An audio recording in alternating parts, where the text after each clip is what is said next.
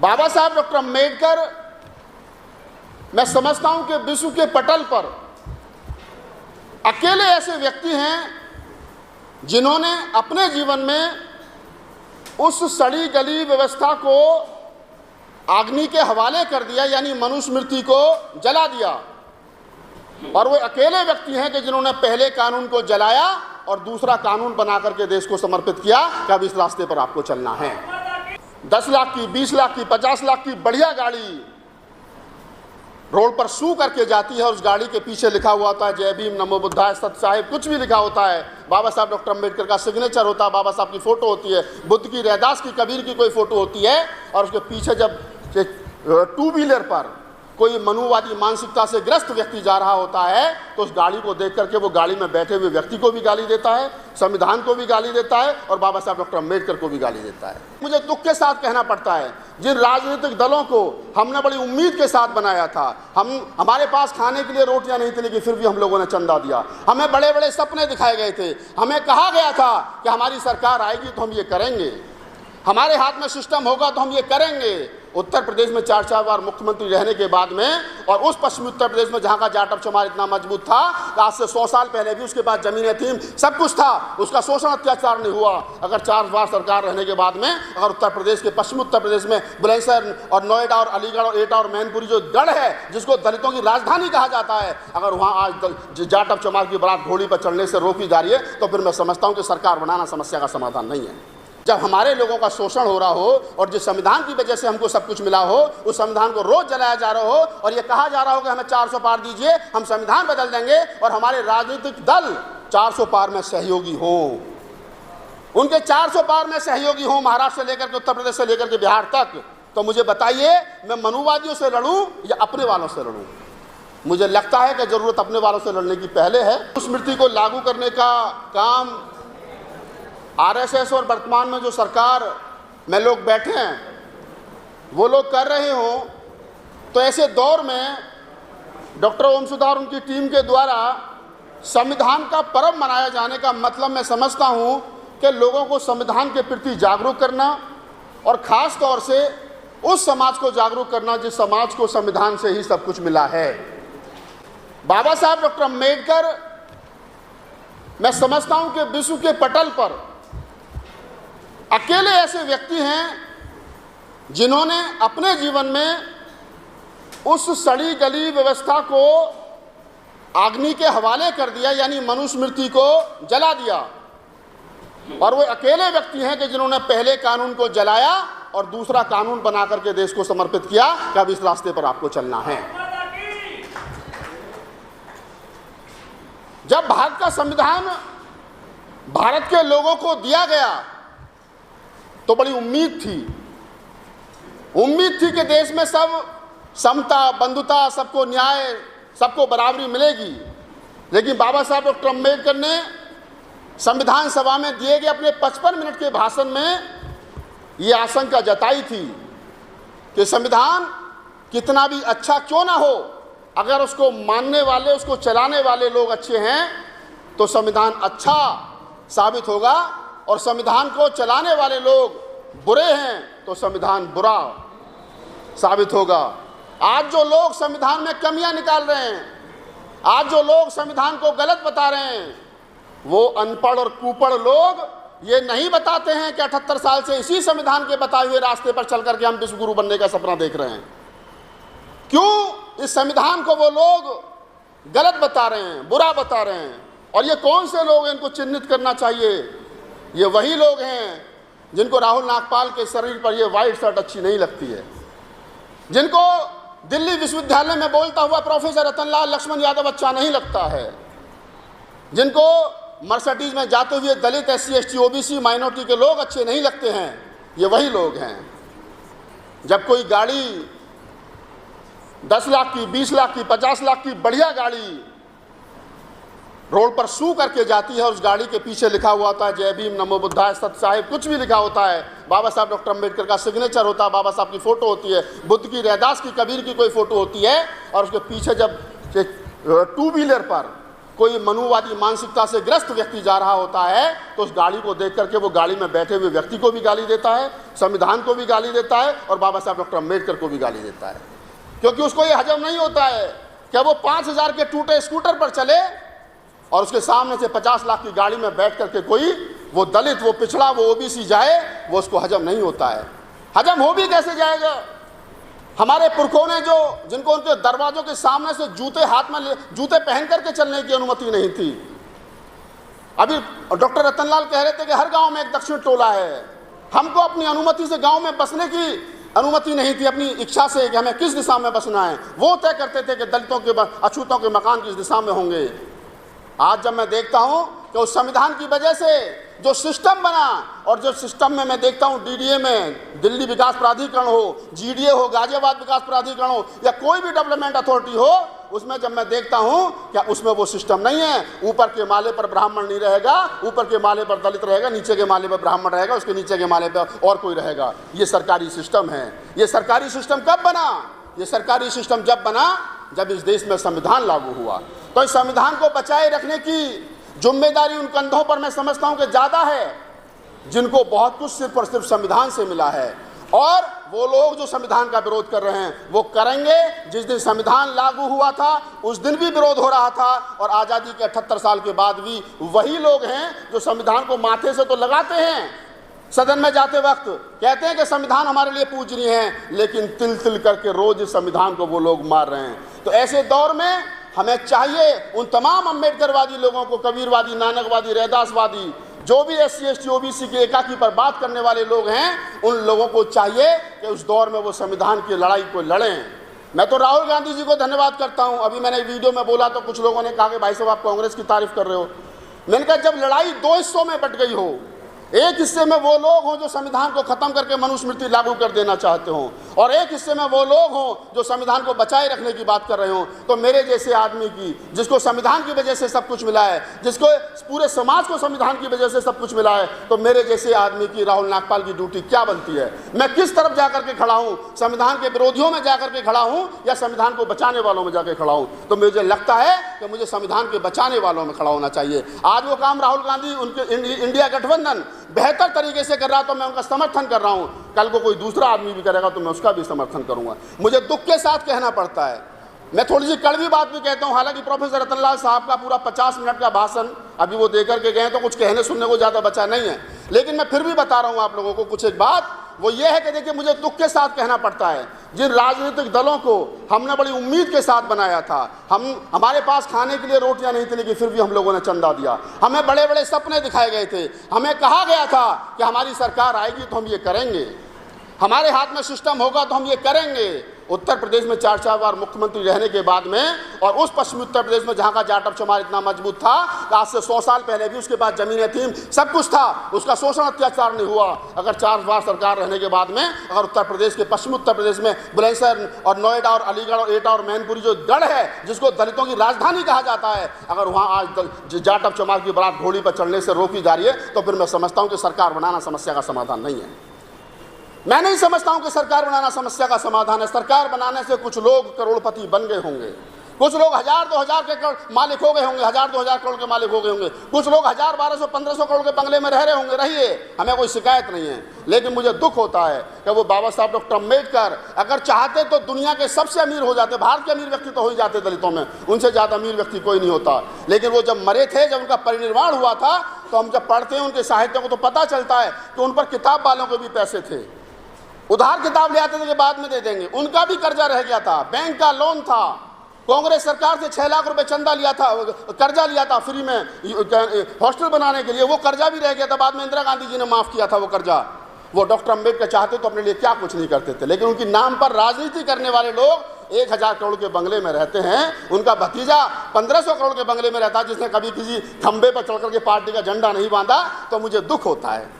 उस राजनीतिक दल को बनाने के लिए हजारों लोगों ने शादियां नहीं की, उनकी जिन्होंने शादियां कर ली उनके बच्चों की शादी नहीं हो रही है क्योंकि पैसा नहीं है। लड़कियां 30-30 साल की होगी, अनमैरिड हैं। तो ऐसे में मुझे लगता है कि हमें राजनीतिक दल जब बनाया था, जिन उम्मीदों के साथ बनाया था और आज वो राजनीतिक दल अगर हमारी भावनाओं पर खरा नहीं उतर रहा है देश भर के अंदर, तो हमको चाहिए कि जो आदमी बाबा साहब डॉक्टर अम्बेडकर के संविधान को बचाए रखने की बात कर रहा हो, जो आदमी हमारे हक हकूक की बात कर रहा हो, जो आदमी 1585 की बात कर रहा हो, जो आदमी हिस्सेदारी की बात कर रहा हो, तो उस आदमी के हाथों को मजबूत करना हमारी जिम्मेदारी है। अभी प्रोफेसर रतनलाल ने कहा उन्होंने कांग्रेस ज्वाइन की, तो लोगों ने खूब साफ सोशल मीडिया पर 2-3 दिन 4 दिन तक हल्ला किया, अरे साहब ये तो हरिजन हो गए, ये तो दरिजन हो गए, तो फला फला पता नहीं कौन कौन से जन हो गए।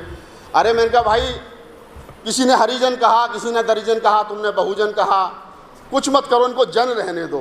ये जिस दिन जन बन जाएंगे ना, हम तमाम लोग जब जन बन जाएंगे तो तब जनगण मन बन जाएगा, इसमें कोई वाली बहुत बड़ी बात नहीं है।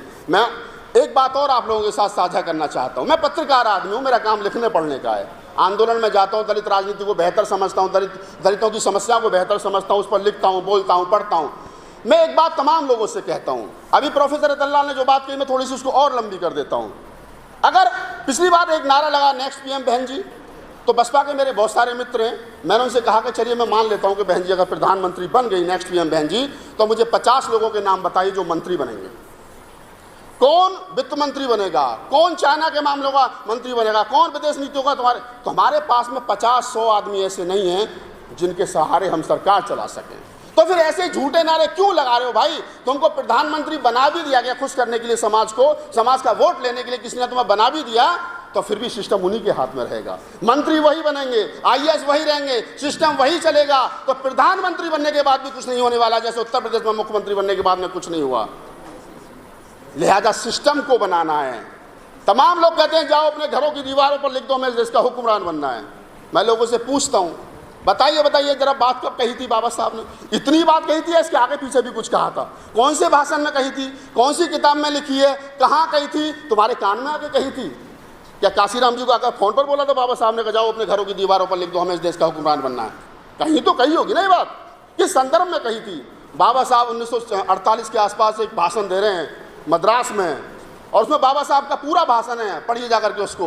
बाबा साहब उसमें कह रहे हैं कि हमको पृथक निर्वाचक नहीं मिला तो ऐसा नहीं है कि हमारा भाग्योदय नहीं होगा, लेकिन हमको जो मिला है फिर भी बहुत कुछ मिला है। हमें खुशी है अगर आज हमारे समाज के 4 बच्चों को नौकरी मिलती है तो मैं उसको सेलिब्रेट करता हूँ। बाबा साहब डॉक्टर अम्बेडकर ने खुद पूना पैक्ट 1942 तक सेलिब्रेट किया है, और बाबा साहब ने कहा था कि अब हमें बड़ा काम करना है, जाओ अपने घरों की दीवारों पर लिख दो हमें इस देश की हुक्मरान जमात बनना है। हुक्मरान जमात बनना है। हुक्मरान बनने में और हुक्मरान जमात बनने में फ़र्क होता है। हुक्मरान जमात का मतलब है मेरे समाज में लाखों आईएएस हो, लाखों पीसीएस हो, डॉक्टर हो, इंजीनियर हो, प्रोफेसर हो, सीए हो, वो तमाम लोग हों जो देश को चलाने वाले लोग हैं। जमात जब हमारे हाथ में होगी, ऊपर बैठा हुआ प्रधानमंत्री कोई भी हो, राष्ट्रपति कोई भी हो, मुख्यमंत्री कोई भी हो, सिस्टम में हम लोग रहेंगे तो ये देश पर राज हमारा होगा। ये कहा था बाबा साहब डॉक्टर अम्बेडकर ने। हमने बाबा साहब डॉक्टर अम्बेडकर की बात को तोड़ मरोड़ करके अपने फायदे के लिए पेश कर लिया, और आजकल होता भी यही है। जिसको बाबा साहब एक विशाल काय हाथी हैं। किसके हाथ में सूंड लग जाती है तो कहता है बाबा साहब ऐसे हैं, किसी के हाथ में पूंछ लग जाती है वो कहता है बाबा साहब ऐसे हैं, किसी के हाथ में पेट लग जाता है वो कहता है बाबा साहब ऐसे हैं। अरे बाबा साहब ऐसे नहीं है जैसे तुम देख रहे हो, बड़ी आंखों से देखो, बाबा साहब बहुत बड़े हैं। जब आप बाबा साहब को पढ़ोगे समझोगे तो बाबा साहब जो 1944 और 45 और 42 में कह रहे थे, अपने मेरठ के भाषण में कह रहे थे, लखनऊ के भाषण में कह रहे थे, वही बात बाबा साहब डॉक्टर अम्बेडकर की आज साबित हो रही है। बाबा साहब इतने दूरदर्शी थे। हम लोगों ने बाबा साहब को उल्टा खड़ा कर दिया। मैं तो रतनलाल जी के साथ चर्चा करता रहता हूँ, वीडियो बनाता रहता हूँ, समाज का कैसी नशा उतरे, कैसी तो नशा उतरे। बाबा साहब डॉक्टर अम्बेडकर ने कहा था कि हम ऐसे लोगों को राजनीति में लाएंगे जिनको राजनीतिक समझ हो। बाबा साहब ने रिपब्लिकन स्कूल खोला था, वो नेताओं को ट्रेनिंग देते थे कि नेता को अच्छा भाषण देना आना चाहिए, उसको बित पर बोलना आना चाहिए, उसको भारत की राजनीति पर पूरी उसकी फिक्र नज़र होनी चाहिए। हमारे नेताओं ने कहा कि नहीं, हम तो इनको साइकिल वाले को एमएलए बनाएंगे, हम तो जूते घिसने वाले को एमएलए बनाएंगे, हम तो जो मजदूरी करा रहे भैया उसको समझ नहीं है राजनीति के रह की, अगर वो एमएलए बन भी जाएगा तो करेगा क्या सदन में जाकर के, ये तो बता दो। बाबा साहब डॉक्टर अम्बेडकर ने जो भी कहा, बाबा साहब जैसा कहा कि बाबा साहब ने कहा हम तो अल्पसंख्यक हैं, हम तो अछूत हैं, उन्होंने तो कहीं नहीं कहा बहुजन शब्द, कहीं प्रयोग नहीं किया, पूरा उनकी किताबें पढ़ लीजिए। लेकिन हमने विपरीत कहा कि नहीं हम बहुसंख्यक हैं, हम तो 85% हैं। ठीक है, हमने 85% मान भी लिया। तो मैं एक सवाल करता हूँ, आप भारत में होने वाली दलितों के ऊपर एट्रोसिटी का पूरा डेटा निकाल लीजिए, आपको पता चल जाएगा शेड्यूल कास्ट शेड्यूल ट्राइब के ऊपर जो एट्रोसिटी हो रही है उसमें ओबीसी का कितना बड़ा रोल है। आप देख लीजिए, आपको पता चल जाएगा। जो जातियां अपने आप को ओबीसी मान ही नहीं रही हैं, पिट रही हैं। अब तो यादव यूपी में पिट रहा है, कथा वाचने के नाम पर सर पर मुंडन कर दिया गया, ऊपर मूत्र छिड़क दिया गया घरवाली का। उसके बावजूद भी यादव अपने आप को शूद्र मानने को तैयार नहीं है। जाटों का रोज शोषण हो रहा है। उनको ब्राह्मणों ने गाली दी जाटों को, मैं मंच से बोल रहा हूं। अरे ये तो अनपढ़ गवार हैं, 16 दूनी 8 हैं, 16 दूनी 8 हैं, इनके लिए तो सब कुछ उल्टा है। आज उन्हीं जाटों के लड़के गाड़ी के पीछे लिख करके घूमते 16 दूनी 8। मतलब जाटों को गाली दी गई और जाटों ने स्वीकार कर ली, उसका विरोध नहीं किया कि 16 दूनी 8 नहीं होते, 16 दूनी 32 होते हैं। तो क्या वो आपका साथ देंगे? पश्चिम उत्तर प्रदेश का गुर्जर आपका साथ देगा? कितने पटेल हैं जो आपके साथ आंदोलन में? इक्का दुक्का जो लोग इन जातियों से आ गए उनका धन्यवाद है, लेकिन मैं फिर कहता हूं कि ओबीसी समाज को चाहिए वो पहले अपने लोगों को तैयार करें। लक्ष्मण यादव हमारे मंच पर आकर के भाषण दें, अच्छी बात है, लेकिन मैं चाहता हूं कि यादवों का बड़ा मंच लगे और लक्ष्मण यादव वहां जाकर के भाषण दें। मैं चाहता हूं कि नीरज पटेल इस मंच पर आकर के भाषण दें, शंभू सिंह पटेल इस मंच पर आकर भाषण दें, उनका स्वागत है। लेकिन मैं ये भी चाहता हूं कि पटेलों का बड़ा सम्मेलन हो। कल रामस्वरूप वर्मा जी की जयंती थी 102वीं। हमारे पटेल साथी पत्रकार हैं, मैंने उनसे पूछा, मैं तुमने रामस्वरूप वर्मा तो पटेल थे, उन्होंने 500 रामायण की होली जला दी थी जो जून 1975 में, तो क्या तुमने रामस्वरूप वर्मा की जयंती पर कोई वीडियो चलाया? कि नहीं, हमें पता नहीं। जब तुम अपने महापुरुषों को नहीं पढ़ रहे हो तो पटेलों को चाहिए कि वो पटेलों की बड़ी जनसभा करें और वहां जाकर के फिर बताएं कि रामस्वरूप वर्मा कौन थे। जाटों को चाहिए वो जाटों की बड़ी पंचायत करें, फिर वहां जाकर के बताएं चौधरी महाराज सिंह भारती और क्या नाम है सर छोटू राम और भगत सिंह कौन थे, उनकी विचारधारा क्या थी। पालों को चाहिए कि वो पेरिया रामास्वामी नायकर को पढ़ें और अपने समाज को पढ़ाएं। माली समाज को चाहिए कि वो फूले को पढ़े। जब वो अपने अपने महापुरुषों को पढ़ करके आएंगे तब इस देश के अंदर बहुजन समाज बनने की संभावना है। उससे पहले कोई बहुजन समाज नहीं बनना है, ये मैं आप लिख लीजिए स्पष्ट रूप से। और एक बात और कह देता हूं, इस संविधान को बचाने की जिम्मेदारी हमारे और आपके कंधों पर है। वो गांव में बेचारा जो 2 जून की रोटी के लिए मेरे समाज का व्यक्ति लड़ रहा है, मेरी बहन बेटियां जो दूसरे के खेतों में काम कर रही हैं, उनको कुछ पता नहीं है ABCD का। ये वीडियो अब हमारे जैसे लोगों के गांव देहात में उनके मोबाइल में जाने लगे हैं, तो अब कुछ जागरूकता आई है पिछले 2, 4, 5, 10 साल से। तो मैं कह रहा हूं कि अपने बच्चों को तैयार करिए, जो पत्रकारिता कर सकते हैं उनको पत्रकार बनाइए। 1 लाख राहुल नागपाल जैसे पत्रकारों की जरूरत है इस देश के अंदर। अकेले मुझसे शंभू से या 2, 4, 5 जो हमारे गजेंद्र भाई जैसे जो लोग हैं, इनके बस की काम चलने वाला नहीं है। मनोज अंतानी से काम चलने वाला नहीं है। 50,000 बनाइए। अब तो मोबाइल तुम्हारे हाथ में डिजिटल हिस्ट्री बन रही है। 100 साल के बाद में भी कोई इस भाषण को सुन सकता है। मेरे को राहुल नागपाल जब ये चिंता जता रहा था अम्बेडकर भवन में, मैं रहूं ना रहूं कालखंड में, लेकिन ये वीडियो रहेगा। पहले उनके हाथ में कलम थी, हमारे हाथ में कलम नहीं थी।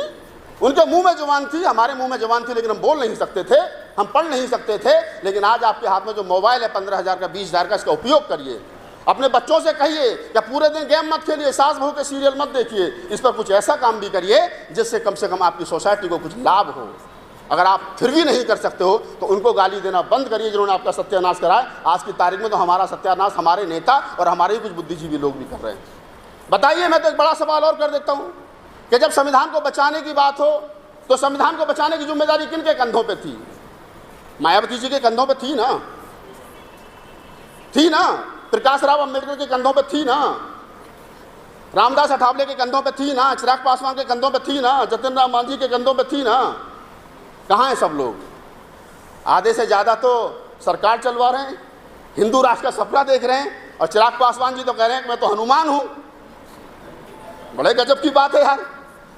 जिस हिंदू राष्ट्र को बाबा साहब डॉक्टर अम्बेडकर ने सिरे से नकार दिया, बाबा साहब ने कहा कि हिंदू राष्ट्र इस देश के लिए अभिशाप होगा, और बाबा साहब डॉक्टर अम्बेडकर 1952 के घोषणा पत्र में कह रहे हैं कि हम मर जाएंगे लेकिन RSS और हिंदू महासभा जैसे प्रतिक्रियावादी संगठनों के साथ कभी समझौता नहीं करेंगे। एक लाइन में डॉक्टर अम्बेडकर ने कह दिया 1952 के आम चुनाव में। और हमारी सरकार, हमारे लोग उनके साथ मिलकर के सरकार बना रहे हैं। हमारे लोग, हमारे नेता उनके लिए गुजरात में जाकर के वोट मांग रहे हैं। और एक बात बता देता हूं, जिस RSS ने 12 दिसंबर 1949 को बाबा साहब डॉक्टर अम्बेडकर का पुतला इसी रामलीला मैदान में फूंका था, तारीख लिख लेना, 12 दिसंबर 1949 को RSS ने बाबा साहब डॉक्टर अम्बेडकर का पुतला दिल्ली के रामलीला मैदान में फूंका था, और उसी RSS को 22 जून 2002 को 10 लाख रुपए का चंदा बसपा ने दिया था। तारीख बता रहा हूं दोनों। मैं किसी राजनीतिक पार्टी का प्रवक्ता नहीं और किसी का विरोधी नहीं हूं, लेकिन मैं ये जानना चाह रहा हूं कि अगर कांग्रेस नागनाथ थी, कांग्रेस ने कुछ नहीं दिया, कांग्रेस ने दलितों का सबसे ज़्यादा बेड़ा गर्क कर दिया, तो कांसीराम साहब ने एक किताब लिखी है चमचा युग। कई बार लोग हमें भी कहते तुम्हारे जैसे लोगों के लिए लिखी है। मैंने कहा भाई मैं तो राजनीतिक दल से नहीं जुड़ा, लेकिन फिर भी तो उन्होंने कहा कि तुम्हारे जैसे लोगों के लिए लिखी है, तो मैंने वो किताब पढ़ी। जब मैंने उसकी प्रस्तावना पढ़ी तो फिर आगे पढ़ने का मन नहीं किया, फिर मैंने वो 2 बार 3 बार पढ़ी। उस किताब को जब मैंने पढ़ा तो कांसीराम जी उसमें खुद कह रहे हैं 1982 में उस किताब को लिखते वक्त कि 20 लाख सरकारी कर्मचारी दलित समाज के अभी भारत में हैं, क्योंकि वो तो वामसेप चला रहे थे उस समय पे, तो उनको पता था सरकारी कर्मचारियों का संगठन था वामसेप। अगर 20 लाख सरकारी कर्मचारी 1982 में थे, देश आज़ाद कब हुआ? 47 में। संविधान कब लागू हुआ? 50 में। यानी मात्र 30 साल की आज़ादी में इस देश में दलित समाज के 20 लाख सरकारी कर्मचारी, अकॉर्डिंग कांसीराम, मेरा नहीं है, कदम जाके पढ़ लेना चमचा युग में। तो बाबा साहब ने जो आरक्षण की व्यवस्था की, उस आरक्षण की व्यवस्था के चलते आज़ादी के महज 30 साल में, 32 साल में 20 लाख सरकारी कर्मचारी हमारे समाज में हुए। एक आदमी की जब नौकरी लगती है, साहब बैठे हैं बेहतर जानते हैं, तो जितने लोग गवर्नमेंट सर्वेंट है बेहतर जानते हैं, एक आदमी की जब नौकरी लगती है तो 4 आदमी गरीबी रेखा से ऊपर उठ जाते हैं। एक जिसकी लगी है वो, एक उसकी पत्नी और 2 उसके बच्चे। इन 4 आदमियों का जीवन बेहतर हो जाता है। और जो लोग बड़ी नौकरियों में होते हैं वो अपने रिश्तेदारों का भी भला कर देते हैं, वो अपने पड़ोसियों का भी भला कर देते हैं। अगर मैं कहूँ कि 4 आदमियों का भला हुआ है तो 1 करोड़ आदमी दलित समाज का, जिसके पास खाने को रोटी नहीं थी, 1 करोड़ आदमी 1982 तक गरीबी रेखा से ऊपर उठ गया। 1 करोड़ आदमी 1982 तक बेहतर जीवन जी रहा था कांसीराम जी का अकॉर्डिंग। और कांसीराम जी उस किताब में एक बात मजे की लिखते हैं। कांसीराम जी कह रहे हैं कि ये चमचा युग चल रहा है। 1932 में पूना पैक्ट बाबा साहब डॉक्टर अम्बेडकर और महात्मा गांधी के बीच हुआ। वो किन हालातों में हुआ मैं उस पर नहीं जा रहा हूँ, लेकिन हुआ। और होने के बाद में उसकी 50वीं वर्षगांठ 1982 में जब मनाई जा रही थी, तो कांसीराम जी ने कहा कि 1932 से लेकर के और 1982 तक जो आया है ये चमचा युग है। और इस बीच में जितने लोग भी पैदा हुए हैं वो सब चमचा हैं, और ये सरकारी कर्मचारी तो चमचों के चमचा हैं। और इस चमचा युग को हम 10 सालों में ख़त्म कर देंगे, यानी कि 1992 तक। 92 तक चमचा युग यानी सरकारी कर्मचारियों को ख़त्म करने की बात तो कांसीराम जी कह गए। मैं नहीं कह रहा हूँ, जाके पढ़ लो। चमचा युग में कांसीराम जी कह रहे हैं कि सरकारी कर्मचारी तो चमचों के भी चमचे हैं, और इस चमचा युग को हम 1992 तक ख़त्म कर देंगे। यानी कि अब आप मुझे बताइए, उस किताब में ना कहीं आरएसएस का विरोध है, ना कहीं जनसंघ का विरोध है, ना कहीं हिंदू महासभा का विरोध है, किसी हिंदूवादी संगठन का कोई विरोध नहीं है। जिसको बाबा साहब डॉक्टर अम्बेडकर पूरी जिंदगी 2-2 हाथ करते रहे, उसमें कहीं कोई विरोध नहीं है। मैं सिर्फ ये कहना चाह रहा हूँ आपसे, मैं कांसीराम जी का बेहद सम्मान करता हूँ, मायावती जी का बेहद सम्मान करता हूँ। ये दलित नेता जो हिंदू धर्म की पालकी ढो रहे हैं और जिनके कंधों पे चढ़ करके हिंदू राष्ट्र बन रहा है, मैं इनका बेहद सम्मान करता हूँ। लेकिन कब तक करूँ? जब मेरे बच्चों के हाथ से नौकरी जारी हो। मेरे ताऊ ने 10वीं करने के बाद में, 12वीं करने के बाद में वो सोचता था मैं 2 नौकरी करूँ, एलडीसी बनूँ, डीटीसी में कंडक्टर लगूँ, पोस्ट ऑफिस में लगूँ, रेलवे में लगूँ। वो 10वीं करने के बाद में 3-3, 4-4 नौकरियों का ऑफर था। आज उसका बेटा एमटेक करने के बाद में उतनी तनख्वाह पे काम कर रहा है जितनी मेरे ताऊ को पेंशन मिलती है। तो बताइए ये कौन सा राष्ट्र है भाई?